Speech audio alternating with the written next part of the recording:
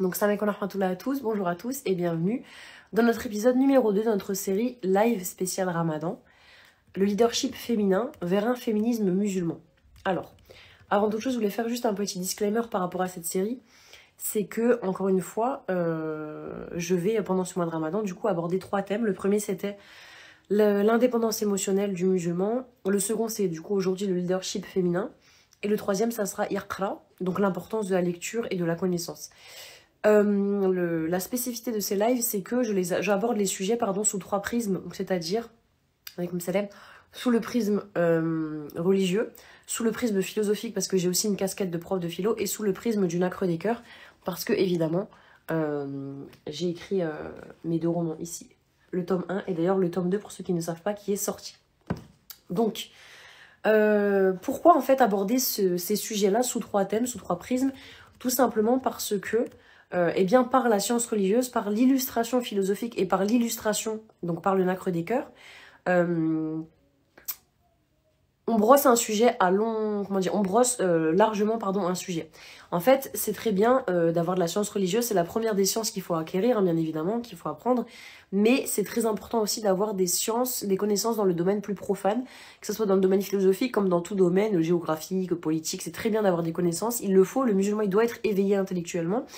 Et aussi, c'est bien aussi d'avoir une certaine culture littéraire, cinématographique. Je prends mon livre parce que c'est mon livre, donc quel autre livre j'aurais pu prendre pour en parler? Je peux parler de rien de mieux que de mon propre livre, c'est moi qui l'ai écrit. Mais voilà, c'est pas pour le montrer en exemple, c'est juste que c'est mon bouquin, donc je sais ce que j'ai écrit dedans. Mais c'est important aussi que le musulman ait cette connaissance aussi littéraire et culturelle. En fait, c'est pas que littéraire, mais vraiment culturelle, parce qu'on vit dans un monde qui bouge, qui a des grandes références culturelles, cinématographiques, littéraires, et c'est bien d'être à la page. Ça veut pas dire de les suivre, ça veut dire d'être à la page, de savoir de quoi on parle. Alors, pour commencer, pour contextualiser, donc si on donne la définition du leadership, qu'est-ce que c'est? Le leadership, dans sa définition, c'est la capacité d'influencer, de guider et d'inspirer un groupe ou une organisation vers l'atteinte d'objectifs communs. Donc un leader, ça veut dire qu'un leader, il va pas se contenter simplement de diriger, il motive et il fédère autour d'une vision. C'est-à-dire qu'il a une vision qui est sa vision à lui et il va motiver des troupes et fédérer des troupes autour de cette vision. De façon traditionnelle, quand on parle de leadership dans nos sociétés assez patriarcales encore à l'heure actuelle, bien évidemment, on ne pense pas aux femmes en premier lieu. Et même, il faut le dire, dans une certaine culture et dans certaines cultures avec un S, que l'on a voulu malheureusement associer à l'islam, on a complètement mis de côté la femme de cette idée de leadership. C'est-à-dire qu'on a exclu la femme de cette idée de leadership, comme si elle était absolument incapable d'être un leader, tout simplement, une leader. On va voir encore une fois qu'il n'en est rien. Or, cela est faux, et de nombreux exemples islamiques nous le démontrent. Ça, je vous en parlerai après, mais je pose déjà les bases. Ici, je vous propose de vous référer à ma playlist YouTube, comme d'habitude, Femmes d'Islam, Femmes d'Exception, dans laquelle, en fait, je mets à l'honneur chaque mois, là, il y en a une qui arrive bientôt pour Ramadan, une femme d'islam, subhanallah. Et toutes ces femmes d'islam, on voit très bien qu'à leur échelle et selon leur situation, bien évidemment, elles ont toutes été des leaders, en quelque sorte. Des leaders spirituels, voilà. Donc c'est très très inspirant, machallah. Donc en partant de Maryam, alayhi salam, en passant par Nusayba, et bien d'autres, je viens précisément démonter cette fausse idée selon laquelle les femmes musulmanes, elles n'auraient qu'un rôle domestique et qu'un rôle relégué à la maison. Bien évidemment, on ne peut pas nier le fait qu'elles ont un rôle domestique, qui a un grand rôle, mais ça ne les exclut pas pour autant de fait de la sphère, d'une certaine sphère qui pourrait être plutôt politique, on va dire entre parenthèses gouvernementale. Non, on y reviendra plus tard, là on est vraiment dans le côté définitionnel. Ensuite, on va passer au prisme religieux, philosophique et celui du nacre des cœurs. Donc, je me suis perdue. Ah, donc oui, voilà, le leadership féminin, donc on a donné la définition de leadership. Le leadership féminin, ça désigne ainsi la capacité des femmes à occuper des rôles de direction, d'influence et de prise de décision dans divers domaines, politiques, économiques, social, religieux, etc. Il repose sur des compétences telles que la vision stratégique, l'intelligence émotionnelle, la communication et la capacité à fédérer les autres autour d'un objectif commun. Barakallahu fik, merci beaucoup, Nina, t'es trop gentil. T'es la seule qui m'écoute. Mais fais attention sur la route, hein. Fais attention, reste vigilante, machallah. Qu'Allah il te préserve. Donc le leadership, en fait, féminin, Il va être différent du leadership masculin, parce que tout simplement un homme et une femme ne sont pas pareils, mais parce qu'il a des particularités bien à lui. C'est-à-dire que la particularité de ce leadership, bien évidemment, vient s'ancrer autour des qualités féminines, c'est logique, par essence. Et sans tomber dans le cliché, oui, les femmes elles sont douces, elles font caca des paillettes, et elles sont toujours trop belles, elles sont trop bonnes. On tombe pas dans le cliché, bien évidemment, mais c'est un fait, les femmes sont plus émotionnelles, les femmes sont plus intuitives, elles sont plus douces et elles ont plus d'empathie que les hommes. C'est un fait, c'est voilà, c'est prouvé, Allah nous le dit. C'est tout simplement dans nos biologies qu'on est comme ça. Et en fait, finalement, le leadership féminin, il va venir justement jouer sur ces qualités-là, les qualités propres aux femmes. Le leadership féminin, il est souvent associé à certaines approches, certaines qualités spécifiques. Alors, si on les détaille plus, c'est quoi ces qualités? En général, les femmes, première chose, elles vont être plutôt dans un leadership collaboratif. Ça veut dire qu'elles vont avoir tendance à privilégier la coopération et le travail d'équipe. Les femmes, elles vont être aussi beaucoup dans l'empathie et dans l'intelligence émotionnelle. Ça, c'est quelque chose que moi-même, je suis comme ça, je le sais que je suis comme ça. C'est-à-dire qu'elles favorisent un management plus humain et inclusif en prenant en compte les ressentis et sentiments de chacun. On sait que les hommes, en général, tout ce qui est côté sentimental, tout ce qui est côté ressenti, ils sont plutôt dans la productivité, sans dire que nous, on l'est pas. Hein. Mais, tandis que nous, on va être plutôt dans le care, en fait, c'est ce qu'on va voir après. Le fait de faire attention à l'autre. Capacité d'adaptation.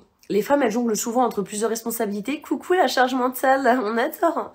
Et donc du coup, elles savent s'ajuster aux défis de par leur grande résilience et de par leur grande adaptabilité.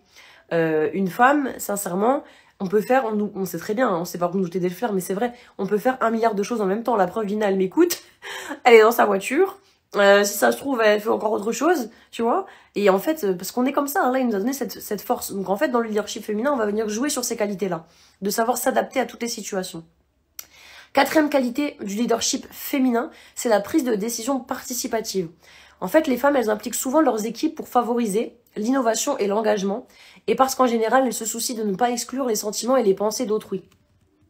Et enfin, 5e qualité propre justement au leadership féminin des femmes, résilience et persévérance. Et ça vraiment, sans me vanter, je pense que vraiment on l'est. Vraiment, subhanallah, s'il y avait une qualité pour définir les femmes, c'est vraiment la résilience. Et la persévérance. Face aux défis et aux stéréotypes, elles développent une forte capacité à surmonter les obstacles.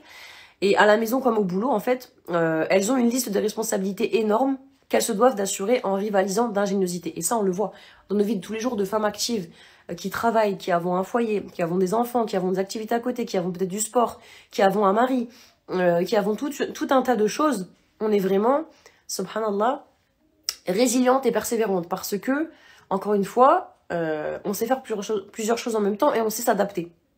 Tout simplement. C'est la qualité des femmes. Allah, il a mis ça chez les femmes, c'est voilà.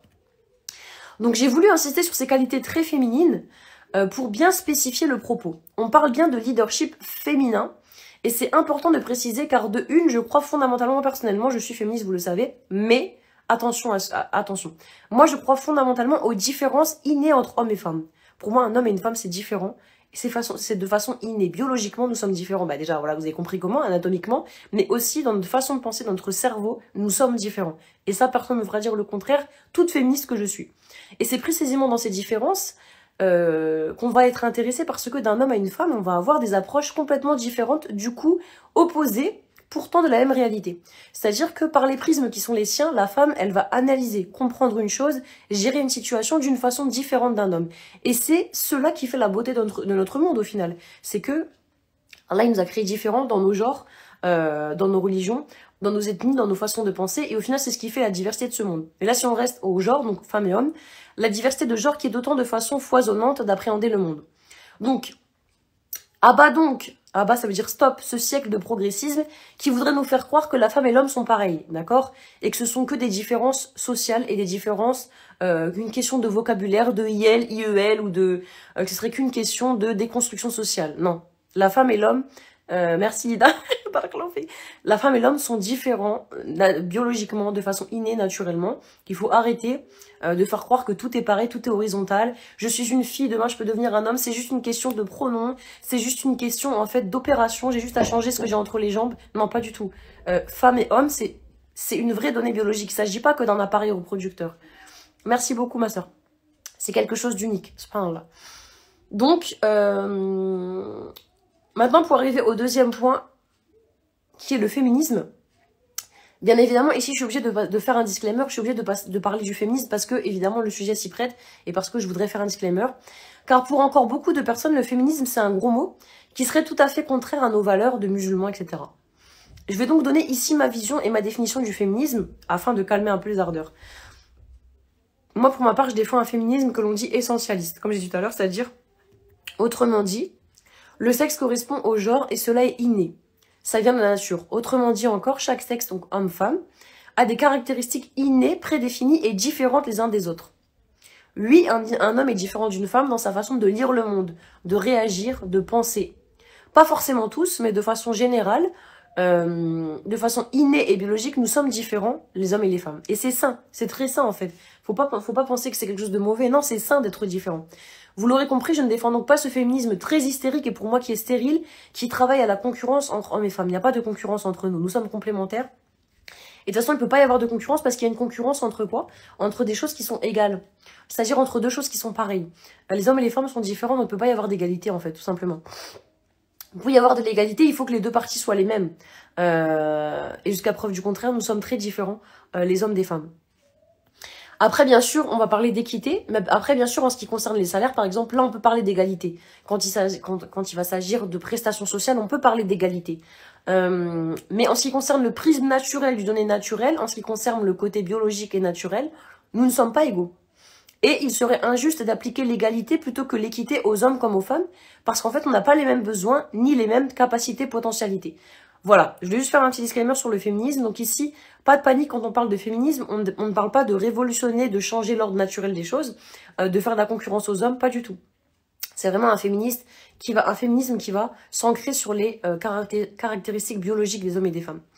Et oui, Allah il nous a donné tous nos droits en tant que femmes, parce que je vois déjà arriver dans les commentaires, pas besoin de féminisme en islam, Allah il nous a donné tous nos droits, bien évidemment. Il nous a donné tous nos droits. Alors pourquoi parler de féminisme dans ce cas-là? Eh bien parce que, mesdames, nous ne sommes pas seules sur Terre.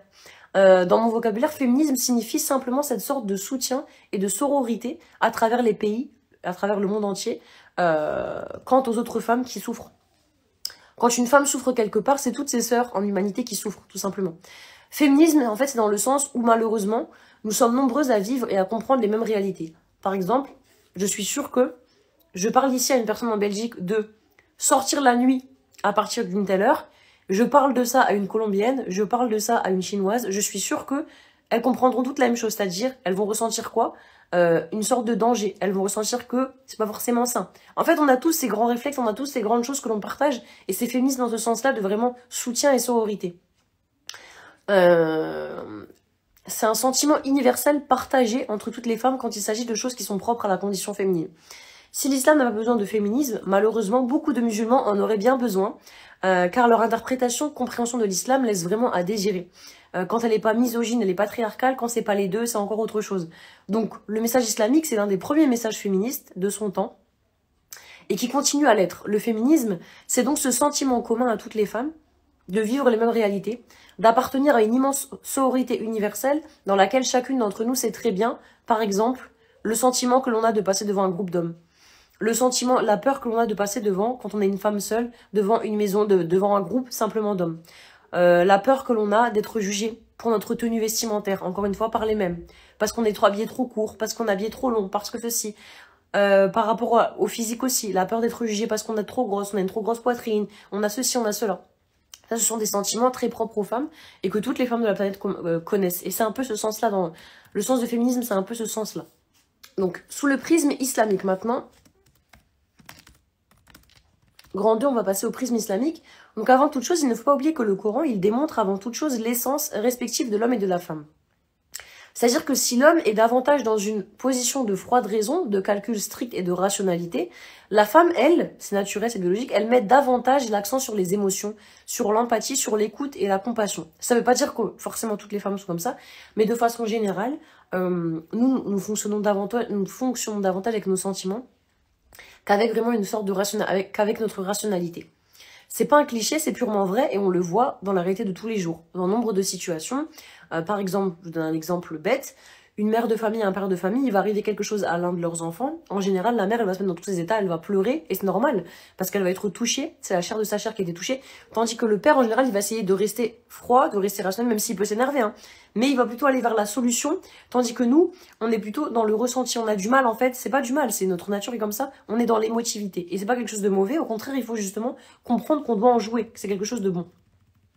Mais n'oublions pas de rappeler, malgré ça, qu'Allah, il mentionne plusieurs exemples dans le Coran, ainsi que dans les hadiths, de figures féminines ayant été des leaders au sens de guides, donc vraiment des guides à leur époque pour la communauté musulmane. Si on parle de guide au sens le plus commun du terme, donc de gouvernant, voire de roi, on peut évidemment se référer ici à l'exemple de la reine de Saba, qui est Bilqis. J'en ai d'ailleurs fait le 10e épisode de ma série Femmes d'Islam, Femmes d'Exception, n'hésitez pas à aller voir sur YouTube, Saba, une reine douée d'intelligence.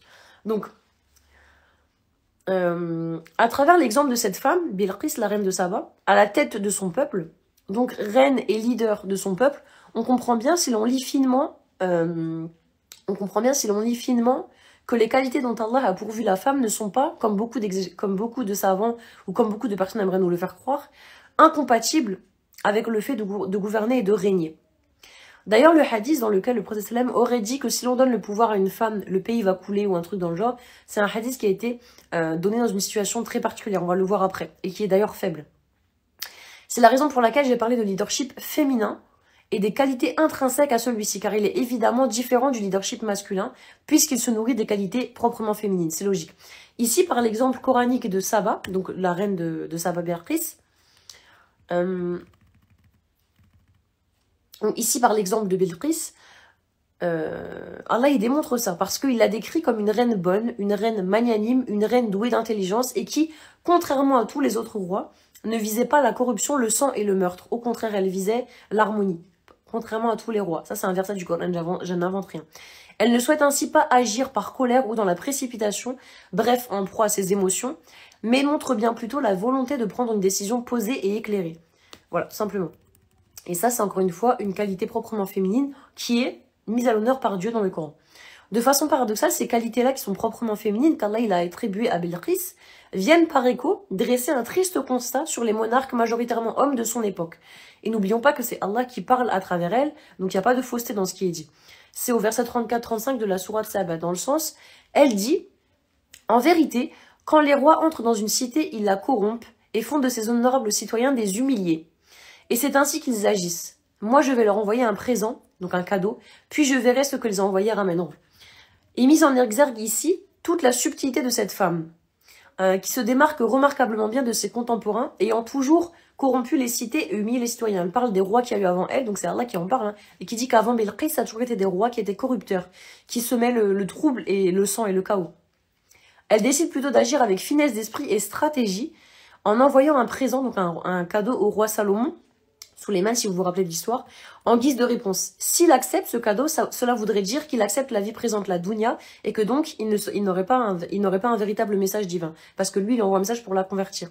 Et s'il refuse son cadeau, ça veut dire qu'il s'en fout de cette vie, il est détaché de cette vie, et donc du coup, il serait véritablement un messager, en tout cas envoyé par Dieu. Quelle stratège, subhanallah, quelle stratégie cette femme elle a dû avoir pour en arriver à penser à ça, subhanallah, et quelle finesse d'esprit, pardon. Elle a fait preuve d'une sagesse politique parce qu'en offrant le cadeau à Souleymane, elle s'assure avant tout de se mettre en sécurité en n'initiant pas une guerre d'emblée mais en la jouant fine. Elle a vraiment joué fine et subtile.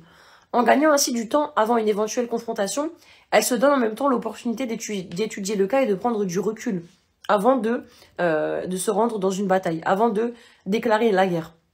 Subhanallah. À nouveau, ici, cela va à rebours de toutes les interprétations misogynes qui voudraient faire croire que les femmes n'auraient aucune qualité de leadership, qu'elles n'auraient pas le contrôle de leurs émotions, ni même de l'autorité, et qu'elles n'auraient pas de capacité de gérer des équipes et même des groupes et des peuples. Certes, il en va de la sagesse divine qu'il y ait davantage de rois hommes, de gouvernants hommes que de femmes, parce qu'on sait aussi, il ne faut pas oublier que la femme elle a aussi un rôle domestique, elle a un rôle important dans son foyer. Ça oui, mais cela ne veut pas dire, à contrario, que c'est parce qu'elle serait limitée intellectuellement qu'elle ne pourrait pas être gouvernante, qu'elle ne pourrait pas gouverner un pays. C'est ce qu'on a pu lire dans certains savants, on peut dire que c'est parce qu'elle était limitée intellectuellement qu'elle ne pouvait pas devenir reine ou quoi que ce soit, que la femme on la mettait pas à des hauts postes politiques. C'est aberrant de lire ça, subhanallah, surtout quand on connaît la sunna, quand on connaît Radija bin Khuwaylid, quand on connaît toutes ces femmes-là, Comment on peut soutenir de telles thèses? Allahu alam. En citant ces qualités, du coup, Allah il a bien voulu mettre Bilqis à l'honneur et à travers son exemple, toutes les femmes et toutes ces qualités proprement féminines et si nobles, qui, quand elles sont bien appliquées, ces qualités, peuvent effectivement servir une certaine forme de leadership, d'où le leadership féminin. Encore une fois, Bilqis, c'est une des rares reines dans l'histoire islamique, c'est dur à dire, une des rares reines dans l'histoire islamique, mais cela ne veut pas dire que les femmes n'ont pas de qualité de leadership, encore une fois. Ça veut simplement dire qu'à côté de cela, elles ont aussi un rôle domestique, un rôle dans leur foyer, qui n'est pas négligeable, et qui la plupart du temps prend le pas sur le reste. Donc, si on parle encore une fois de personnes, de femmes, qui ont incarné ce leadership féminin dans l'islam, de qui on peut parler? Alors, très simple, la première femme du prophète sallam, qui était une riche commerçante, qui était une femme d'affaires, qui gérait des troupes d'hommes, qui gérait de grosses sommes d'argent, qui gérait tout un business et qui était autre que Khadija bint Khuwaylid, radiallahu anha, qui était donc la première épouse du prophète sallallahu alayhi wa sallam, et qui était précisément sa patronne, si on peut dire, parce qu'il a travaillé pour elle. Donc, en fait, c'est ça, elle était sa patronne pendant un moment. Elle gérait des équipes d'hommes et elle était autonome et parfaitement compétente. À nouveau, ici, c'est un exemple de leadership féminin. Ensuite, on peut aussi citer Aïcha, à nouveau, qui a été elle aussi un soutien dans la propagation de la science au niveau de la transmission des hadiths. Mais je ne sais pas si vous saviez, Aïcha radiallahu anha, elle a aussi dirigé la bataille du chameau en 656. Donc elle a aussi fait preuve d'une certaine gouvernance, parce qu'elle a dirigé une bataille. Il y a énormément d'exemples de leadership féminin, machallah, dans l'islam. Mais simplement, on le passe sous le tapis, on n'en parle pas. On a encore l'exemple de Razia Sultana, c'était l'unique femme sultane, donc l'unique femme reine de Delhi, donc en Inde, et elle a gouverné avec succès en venant briser les normes patriarcales de son époque, encore une fois. Et il y en a bien d'autres. Et la dernière que j'aimerais citer, parce qu'elle me tient à cœur quand même, c'est Fatima El-Fihari, cette femme qui a fait édifier, qui a fait construire la première université El-Qarawin, je sais pas trop le dire, au Maroc, machallah, qui est considérée comme l'une des plus anciennes du monde. Bien évidemment que toutes ces femmes-là, Khadija, Aïcha,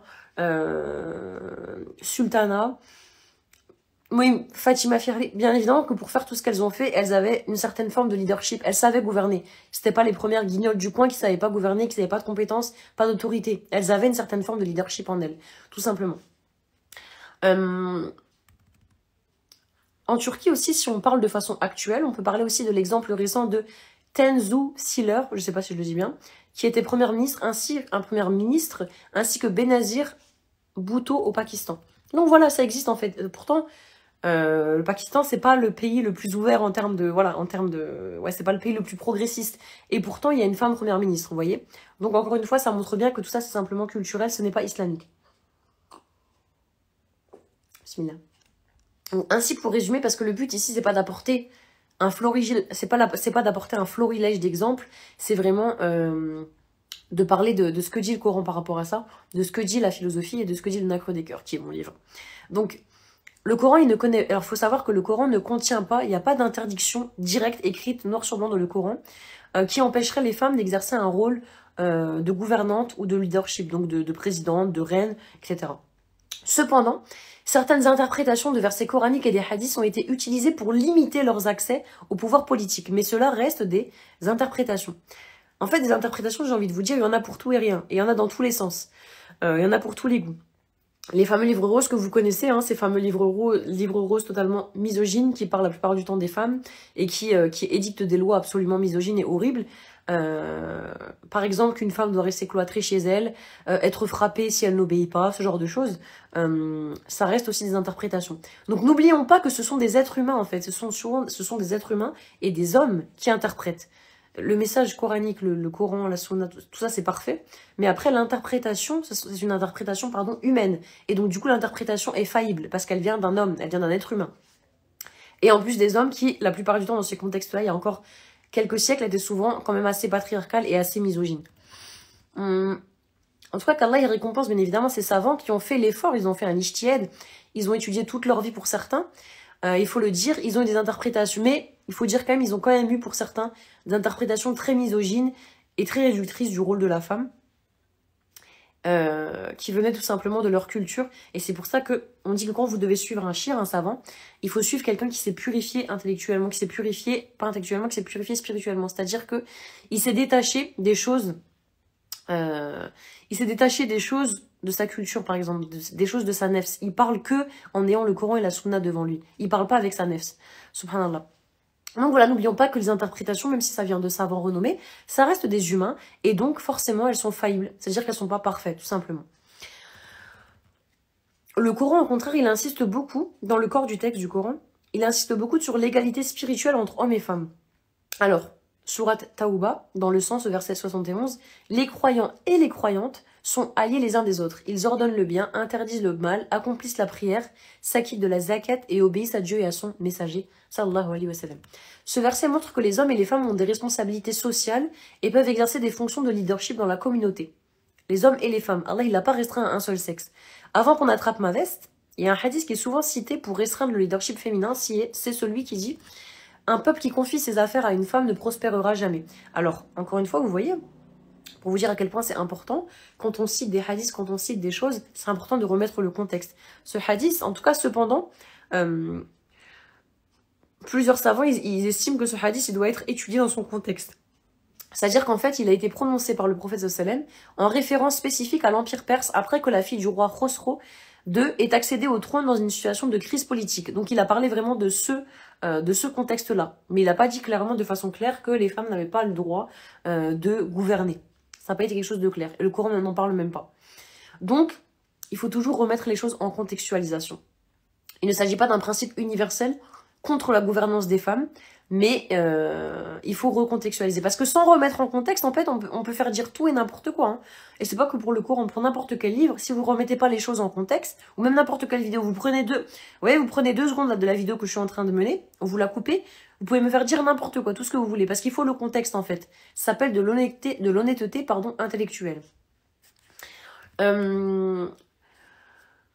Effectivement, parce qu'il y a aussi d'autres hadiths qui montrent que le prophète sallam, il consultait des femmes, et ça on le sait, il avait pris conseil chez Waraqah, il prenait conseil même chez Aïcha, etc. Il prenait conseil de façon générale chez ses épouses. Il se confiait à ses épouses et il prenait conseil chez elles. Et il leur confiait aussi des rôles de leadership. Comme j'ai dit, Aïcha a participé à la bataille du chameau. Il y a eu d'autres choses en fait, comme ça, qui montrent que, subhanallah, il n'y avait aucune contre-indication à ce qu'une femme puisse gouverner, tout simplement. Ainsi donc, même si un avis parmi les savants est de ne pas confier la gouvernance aux femmes, on doit être honnête intellectuellement, comme je vous ai dit, et rappeler aussi l'autre avis, disant qu'il n'y a pas de contre-indication à ce qu'une femme gouverne. Il faut être honnête intellectuellement. Quand il y a des avis, des avis parmi les savants, il faut tous les citer. Vous voyez, ça c'est un problème aussi que je rencontre souvent avec d'autres musulmans, c'est que la personne va se cantonner à un avis, et en fait elle ne veut pas avoir l'honnêteté intellectuelle de dire qu'il y en a plusieurs. Il y a plusieurs avis. La divergence, c'est une ni'ama en islam, en fait, il faut l'accepter. Et c'est pas bien de ne pas l'accepter, parce que justement, c'est une ni'ama de la part de Dieu. Donc, il y a plusieurs avis, on cite tous les avis. Voilà, on essaie d'être honnête. Et sachez bien que le Bangladesh, l'Indonésie et le Pakistan, s'il vous plaît, on va pas critiquer, mais ce sont pas vraiment des pays reconnus pour être très ouverts et très progressistes au niveau de beaucoup de choses, et bien pourtant, ils ont vu des femmes diriger leur pays. Ils ont mis des femmes à la direction, à la gouvernance de leur pays. Alors, est-ce que c'est une question de religion ou bien plutôt une question de culture? C'est là qu'il faut se poser la question. Subhanallah, maintenant on va passer sous le prisme philosophique. Alors, on va passer à ma spécialité, si je puis dire, parce que je suis prof de philo, qui est le prisme philosophique. Que disent les philosophes du leadership féminin? Et avant de poursuivre, sachez que même chez des personnes qui se disent ouvertes d'esprit, qui se disent intelligentes comme les philosophes, donc les penseurs en général, il y a aussi, on a remarqué, il y a énormément encore de patriarcat et de misogynie. Il y a beaucoup de philosophes qui étaient misogynes, malheureusement. On peut aussi d'ores et déjà citer de nombreuses philosophes femmes, avant d'en parler, mais on peut citer de nombreuses philosophes femmes, comme par exemple Arendt, de Beauvoir, Olympe de Gouges, etc. Des femmes, des penseuses du moins, qui ont influencé l'histoire de la pensée. Alors, si on commence par l'origine des origines en philosophie, en général, on pense à Platon. Platon, c'est le père de la philosophie. Et c'est très étonnant parce que c'est un des plus vieux philosophes, c'est le père de la philosophie, je sais pas si vous voyez le père, donc vraiment c'est, limite la philosophie a commencé avec lui, bon il y avait les présocratiques mais limite la philosophie a commencé avec lui. Et c'est étonnant de constater à nouveau qu'il a une position très ouverte, Platon, et même pro-féministe, en fait, il est même limite féministe, sur la question du leadership féminin, alors même que c'est l'un des plus anciens. Comme quoi, vous voyez, il faut jamais se fier à ce qu'on pense. Donc Platon, dans la République, il défend une vision radicale pour son époque. Il affirme que les femmes, si elles reçoivent la même éducation que les hommes, elles peuvent très bien gouverner aussi bien qu'eux. Et il propose ainsi que dans sa cité idéale, la cité qu'il a imaginée, la cité idéale, les philosophes rois puissent être aussi bien des hommes que des femmes. Donc les rois peuvent très bien être des reines au final, dans sa cité idéale. Et en faisant ça, en fait, Platon, qui est l'un des premiers philosophes, qui date maintenant, je ne sais plus c'était quand, mais c'était dans l'Antiquité, eh bien il est venu un petit peu remettre en question la hiérarchie traditionnelle des sexes. Alors que, encore une fois, je vous dis, c'est un philosophe très ancien. Aristote, en revanche, c'est un autre philosophe, lui, il est venu après Platon, et lui, très misogyne, hein, il estime que les femmes sont naturellement inférieures aux hommes dans l'exercice du pouvoir. Et dans la politique et son ouvrage, il affirme que la nature destine les hommes à diriger et les femmes à être dirigées.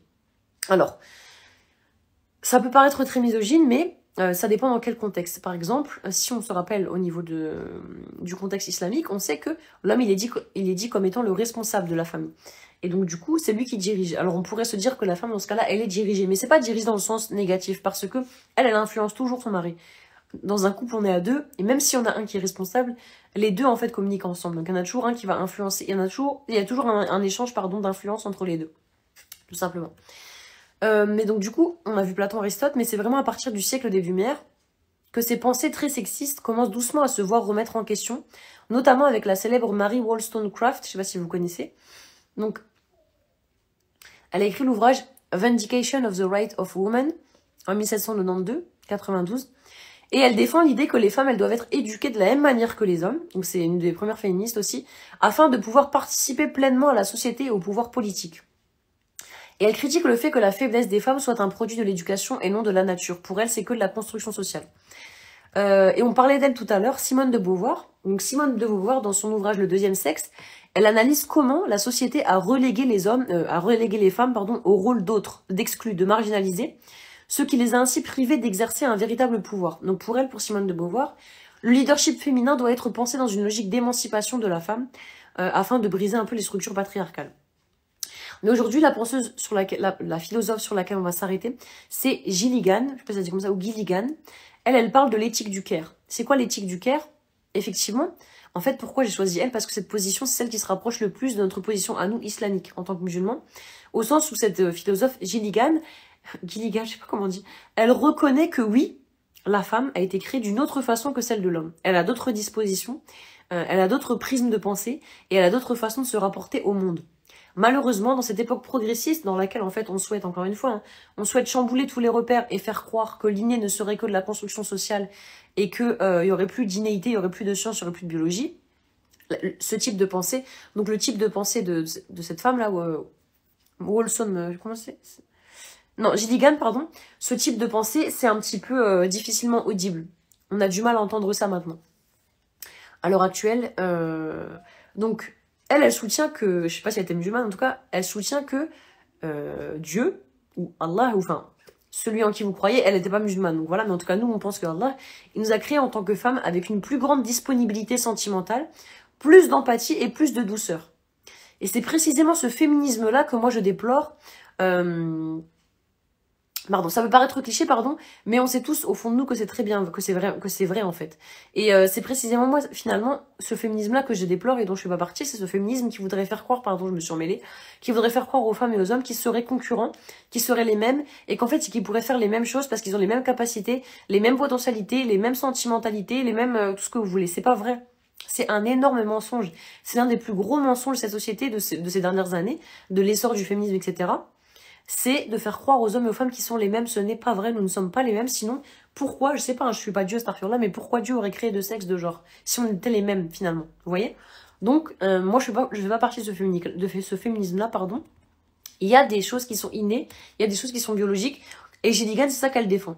Elle dit que contrairement au modèle traditionnel de pouvoir qui vont valoriser la force et la compétition, et qui vont se calquer sur un modèle purement testostéronique, ça veut dire un modèle purement masculin. Qu'est-ce qu'elle nous dit? Elle nous dit que non, il faut assumer les qualités des femmes, parce qu'elles ont des qualités, qui est la douceur, l'empathie et beaucoup d'autres choses, et il faut essayer d'aller vers il faut essayer de mettre en place un leadership, une gouvernance avec ces qualités-là. Donc un leadership, une gouvernance qui serait plus relationnelle et plus empathique et souvent associée aux qualités féminines. Et c'est précisément dans son livre In a Different Voice en 1982 qu'elle a révolutionné les études de genre et la psychologie morale en mettant en avant une voix féminine distincte dans l'éthique et la prise de décision. En fait, qu'est-ce qu'elle nous dit, Gilligan, en gros? Elle nous dit, pendant des années, les femmes qui ont voulu aller au pouvoir, qui ont voulu être au pouvoir, qui ont voulu avoir des postes de pouvoir, de renommée, elles ont calqué leurs attitudes, elles ont calqué leur façon d'être sur celle des hommes. Les hommes, voilà, qui sont soi-disant durs, qui sont toujours dans, comment dire, dans la réussite, l'efficience, le calcul, la rationalité, la vitesse. Et en fait, elle nous dit non, il faut arrêter de vouloir se calquer sur un modèle qui n'est pas le nôtre. Il faut accepter ses qualités en tant que femme, ses qualités féminines, et créer une forme de gouvernance, créer une forme de leadership avec ces qualités-là. Avec des qualités qui vont être plus centrées autour de l'empathie, avec des qualités qui vont être plus centrées autour de la bienveillance, de l'écoute et de l'attention. Et on peut très bien manager une équipe comme ça. Moi, je suis prof, pardon. Et alors, bien sûr, des fois, je crie, j'ai une forme d'autorité, mais je suis aussi beaucoup dans la discussion, dans l'empathie, dans la communication, et ça marche très bien avec la plupart de mes élèves, en fait. Donc, il faut pas penser qu'il y a une seule façon de gouverner et qu'elle serait celle masculine. Il y a aussi celle des femmes qui est plus douce, mais qui, dans certaines situations, s'y prête mieux. Donc, Gilligan, elle critique le modèle de développement moral de Laurence Kohlberg qui privilégie une vision centrée sur la justice et les droits individuels. Elle propose ainsi que les femmes tendent à adopter une éthique du care, donc le care ça veut dire le soin, mettant l'accent sur les qualités proprement féminines, l'empathie, la responsabilité et le maintien des relations. Cette approche contraste avec une éthique plus masculine de la justice, comme on a dit, basée sur des principes universels et des règles abstraites.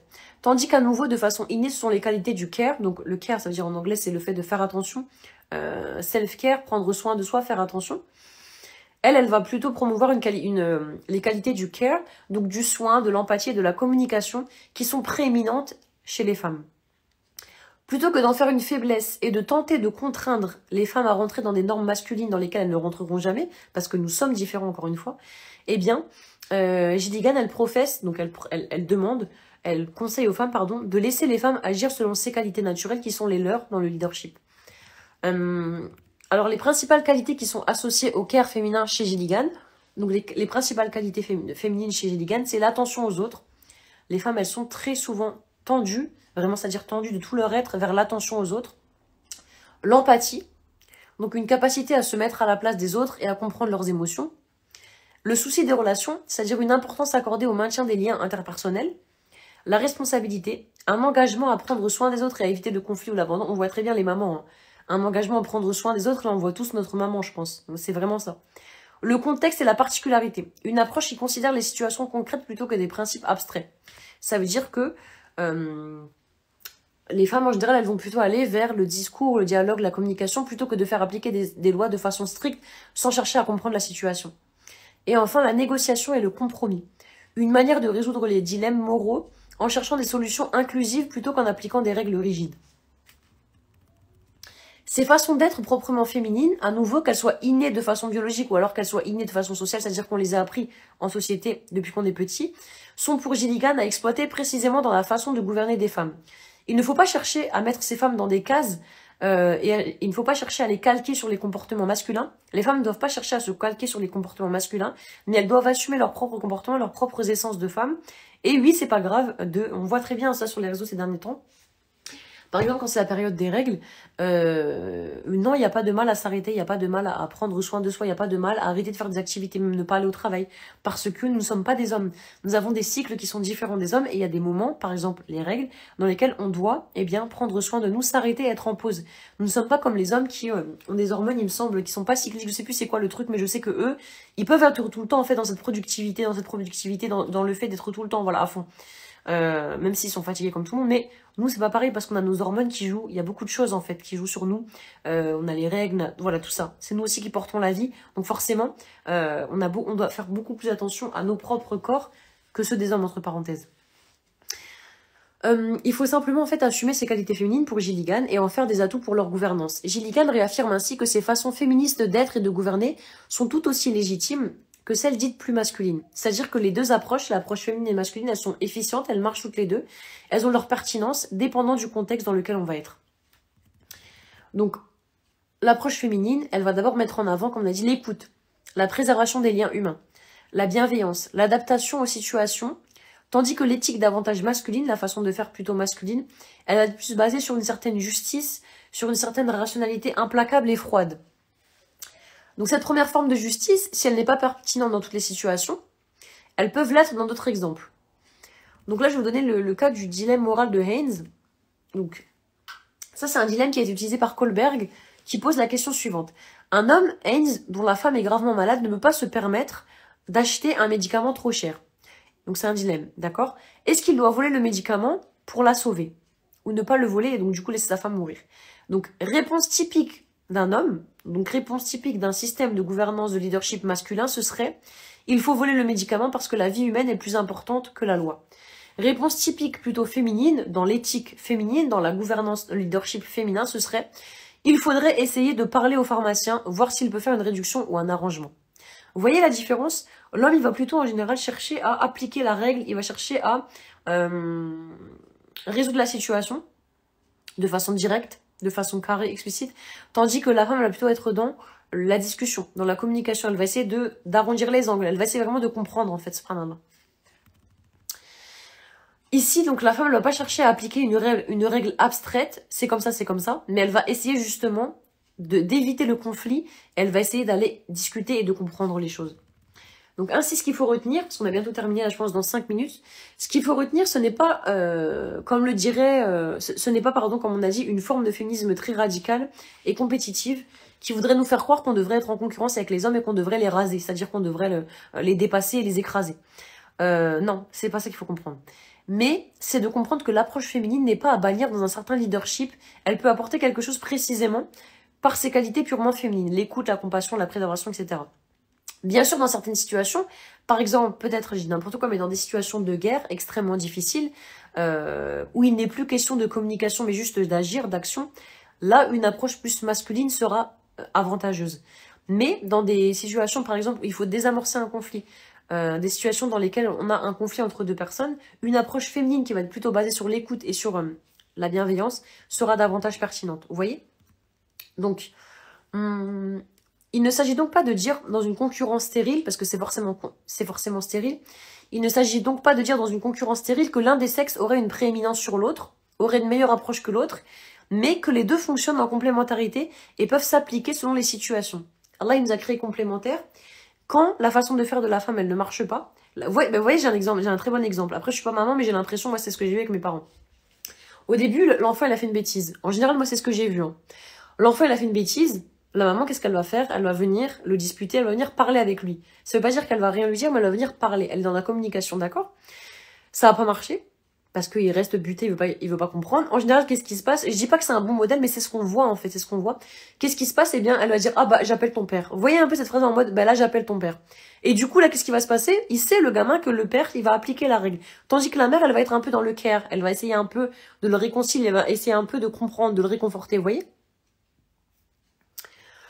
Je répondrai juste à la question par la suite, Inch'Allah. Mais merci pour la question, c'est gentil. Ensuite, on va juste passer au dernier... je vous ai dit, ces sujets-là, cette série de sujets live Ramadan, il y a 3 prismes sous lesquels j'aborde les sujets. Donc le prisme religieux, philosophique et le prisme de mon ouvrage Nacre des cœurs, d'ailleurs dont le tome 2 est sorti cette semaine. Donc n'hésitez pas à vous le procurer si ça vous intéresse. Tome 1 et tome 2. Et donc là, maintenant, on va passer eh bien, au prisme du Nacre des cœurs, qui est du coup mon livre. Donc si on passe sous le prisme sous le prisme de mon roman, je vais vous donner que 2 exemples de leadership féminin parce qu'après je vais vous spoiler et c'est pas le but. Donc dans le tome 1, on va parler d'une certaine femme, que je pense que vous connaissez, un personnage principal qui s'appelle Rima. Et Rima, c'est la femme d'Aziz, ils vont se marier. Et pourquoi je l'ai prise comme exemple parfait de leadership féminin? C'est parce que sans jamais s'énerver ou lever la voix, après on est des êtres humains, c'est pas parce qu'on est des femmes qu'on fait encore une fois caca des paillettes et que on ne lève jamais la voix. Nous sommes des humains, d'accord? Mais en général, c'est mieux de... Et la femme est le plus apte à être douce. Sans jamais s'énerver ou lever la voix, Rima, en fait, elle tâche toujours de donner le bon conseil à son mari, précisément par l'éthique du care, c'est-à-dire par la douceur et par la compréhension et l'écoute, plutôt que par l'application stricte de la règle, vous voyez? C'est-à-dire qu'elle va privilégier la communication apaisée, l'écoute, le fait de se mettre à la place d'autrui et avant toute chose, le fait de préserver les liens avant la résolution du conflit. Je vous donne un exemple de ça. Ainsi, Quand ils arrivent dans la région du Cham en Syrie pour faire leurs études de religion, Aziz lui demande, une fois qu'ils sont arrivés, de se vêtir du voile intégral parce que c'est les coutumes en fait locales. Bon, moi je suis pas d'accord avec ça, vous me connaissez, mais c'est les coutumes locales. Donc voilà. Donc Aziz lui demande de se vêtir de ça. Elle lui exprime ses doutes parce qu'elle l'aime pas, c'est pas le type de pudeur qu'elle apprécie, elle ne porte pas le voile intégral, voilà.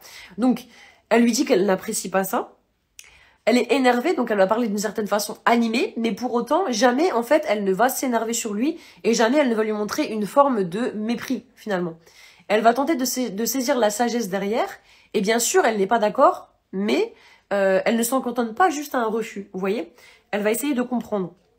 Je sais pas si vous êtes mariés, mais en tout cas, moi je sais que, des fois, quand on a un petit conflit, un petit malentendu, eh bien, et je l'ai vu chez mes parents, je l'ai vu dans le couple de... Je l'ai vu aussi dans beaucoup de couples. En général, la femme, elle va essayer de comprendre. Elle va essayer de comprendre et dire, mais pourquoi t'es comme ça? Mais pourquoi tu dis ça, etc. Et l'homme, je sais pas si vous avez remarqué, il est beaucoup dans le, ah, c'est bon, stop, il va aller s'isoler. John Gray, il a écrit le livre génial que je vous recommande vraiment et qui est extrêmement vrai. Les hommes viennent de Mars et les femmes viennent de Vénus, et il explique ça. Il explique que quand un couple est dans un conflit, en général, l'homme, il va avoir tendance à fuir dans sa caverne. Il appelle littéralement comme ça, il rentre dans sa caverne pour réfléchir parce qu'il est énervé. Et la femme, elle va, au contraire, elle va tenter de vouloir parler. Elle va vouloir parler, mais explique-moi, mais je veux, vous voyez, souvent les clichés dans les films de la femme qui dit, je veux qu'on ait une discussion, on doit parler, on doit discuter. Moi, je suis absolument comme ça. Et il y a beaucoup de femmes qui sont comme ça. Subhanallah. Donc Rima, elle est un peu dans ce schéma-là, c'est-à-dire que elle va toujours privilégier la communication bienveillante et patiente, intuitive, plutôt que le conflit et comment dire, et la règle stricte. J'ai bientôt fini, je parle beaucoup. Ensuite, dans le tome 2, un exemple de leadership féminin, on peut citer, pour le tome 1, c'était Rima, pour le tome 2, c'est Irma. Le jeu de mots incroyable, mais c'est un autre personnage. Irma, elle apparaît au tout début du tome 2 du Nacre des Cœurs. Et pourquoi j'ai fait le jeu de mots entre Rima et Irma? Parce que de toute façon, elles ont une grande connivence entre elles. En fait, Rima, elle va voir dans Irma, qui est beaucoup plus âgée qu'elle, comme une mère spirituelle, comme une grande sœur ou même une mère spirituelle, parce que elles ont traversé toutes les deux pas mal de choses. Toutes les deux, elles sont converties, et toutes les deux, elles ont traversé pas mal de choses quand elles se sont converties, en fait. Enfin, là. Donc Irma, elle aussi, elle a eu à gérer dans sa vie pas mal de situations très problématiques, dans lesquelles même sa vie en dépendait. Donc même sa vie elle était en survie, quoi. Et je vais pas trop vous spoiler parce que j'aimerais vraiment que vous achetiez le tome 2 et le tome 1. Mais au début du livre, dans sa jeunesse, finalement, elle est confrontée à un schéma de vie très spécial parce qu'elle a été adoptée. Et elle ne vit pas avec ses parents. Elle va connaître de la maltraitance psychologique et physique. Et elle aurait très bien pu se rebeller. Donc elle aurait très bien pu aller dans la confrontation, aller dans le rejet. Mais grâce à Dieu, elle est parvenue à se retenir et à partir. Elle est partie, en fait, elle a quitté la situation afin de mieux comprendre, afin d'avoir du recul, et elle a préféré communiquer puis partir parce que ça ne marchait plus, vous voyez. Donc, Rima et Irma, ce sont deux exemples dans mon livre Le Nacre des Cœurs qui montrent un peu cet exemple finalement de leadership féminin. Le fait que les femmes, elles ont des qualités de gouverner, même si on a voulu leur faire croire pendant des milliers d'années, et même dans la sphère islamique, hein, plutôt dans la sphère maghrébine, arabe, c'est pas islamique, on a voulu leur faire croire que non, elles ne pouvaient pas gouverner parce que ce sont que des femmes. Alors que c'est pas vrai. Il y a énormément d'exemples dans le Coran, dans la Sunna, de femmes qui ont gouverné, et les qualités propres aux femmes dans la gouvernance, elles sont très importantes. Ce sont des qualités qui vont être l'écoute, la bienveillance, la compassion, et ça c'est énorme dans une relation. C'est énorme dans une relation. On doit être dans l'empathie par rapport aux gens. Et je sais pas si vous voyez, mais en tout cas le Coran, est-ce qu'il nous enseigne davantage d'être dans la guerre, dans le conflit avec nos proches, ou plutôt être dans la bienveillance, dans le pardon, dans l'empathie? Ça à vous de répondre, mais je pense que la réponse est claire, tout simplement. Donc voilà, je vais pas vous en dire plus parce que je vous rappelle que précisément le tome 2 du Nacre des Cœurs, il vient de sortir. Donc hâtez-vous d'aller le chercher si ce n'est pas encore fait. Donc c'est sur Amazon. Si vous voulez en savoir un peu plus sur Amazon et sur la page de mon éditeur Atramanta, si vous voulez en savoir un peu plus, vous allez sur ma page Instagram, vous allez savoir de quoi il s'agit. C'est une odyssée spirituelle qui part d'Istanbul, de la Turquie, et qui va partir dans tout le monde entier. Et puis on va découvrir plein de personnages super chouettes, voilà. Donc pour conclure, dans cet épisode spécial Ramadan, qui a mêlé 3 prismes de pensée, le prisme religieux, philosophique et du Nacre des Cœurs, j'ai voulu démontrer la place du leadership féminin, qui malheureusement, surtout dans nos communautés encore très patriarcales, ne donne pas leur pleine place aux femmes, alors même qu'Allah leur a donné des qualités à même de gérer certaines situations, pouvant également s'apparenter à la gouvernance. À nouveau, dans cette série, j'essaie de démontrer qu'une situation une chose ne doit pas se limiter dans notre compréhension au simple prisme religieux. C'est pour ça qu'il y a 3 prismes de pensée. Parce que, même si on est musulman, bien évidemment, on doit privilégier la science religieuse, mais nous sommes avant tout des citoyens du monde. On vit dans ce monde, et on doit avoir aussi une science mondaine. On doit avoir des connaissances mondaines, et pourquoi pas des connaissances culturelles. Culture cinématographique, culture littéraire, tous les types de cultures. Il faut être informé. Encore une fois, le musulman, il est éveillé intellectuellement, il n'est pas passif, il n'est pas à la ramasse. Il s'informe, il sait ce qui se passe dans le monde dans lequel il vit. Il est alerte, vous voyez?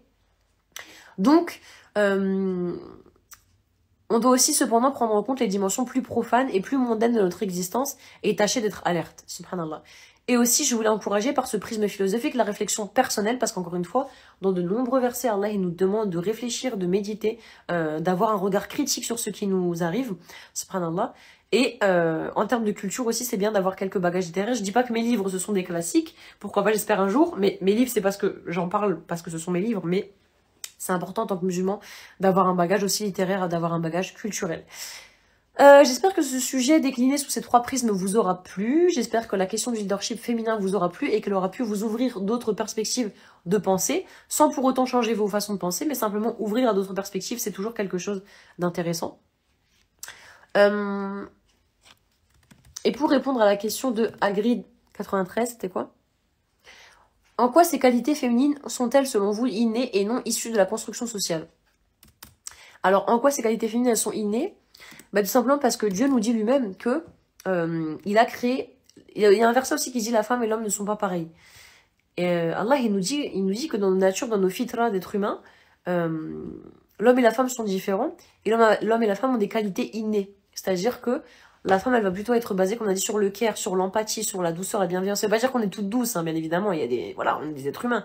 Mais dans notre approche du monde, dans notre façon de penser le monde et de le comprendre, on va davantage être dans quelque chose qui va aller vers la compassion, la compréhension. On va plutôt accompagner. Et c'est pour ça que je vous dis l'exemple de l'enfant, il est très très bien parce que on voit très bien. Vous avez tous été petits, on a tous été petits. On savait très bien que quand ça passe par maman, ça va parce qu'elle va essayer de comprendre, elle va pas être trop chiante. Mais dès qu'elle dit, je vais le dire à papa, là c'est foutu. On sait très bien ce qui va se passer avec lui. Il va ni comprendre ni rien, il va juste foutre une claque et c'est fini, tu vois. Donc voilà. Après, bien sûr, il y a des constructions qui sont sociales, il y a des choses qui sont sociales, des comportements qui sont construits par la société et par ce qui nous entoure. Mais moi, je suis féministe essentialiste. Ça veut dire que je crois, dur comme fer, que Allah, il a donné des caractéristiques innées aux hommes et aux femmes qui sont bien différentes. Nous ne sommes pas comme les hommes, ils ne sont pas comme nous. Et heureusement, en fait, parce que sinon, ça servirait à quoi? De vivre au final en mixité, ça servirait à quoi de se marier? Ça servirait à quoi de... Vous voyez ce que je veux dire? Il y a une sagesse dans tout ça. Et il ne faut pas chercher à concurrencer, en fait, les hommes. Ça sert à rien de les concurrencer, on sera jamais à leur niveau, ils seront jamais au nôtre parce qu'on est différents. Tout simplement. Donc voilà, s'il n'y a plus d'autres questions, j'espère que ce live vous aura plu. Et puis, il sera disponible sur YouTube la semaine prochaine, Inch'Allah, si tout se passe bien. Voilà, je vous souhaite une bonne soirée et qu'Allah accepte nos œuvres, nos jeûnes, nos prières et toutes nos adorations en ce mois béni de Ramadan. Salam alaikum.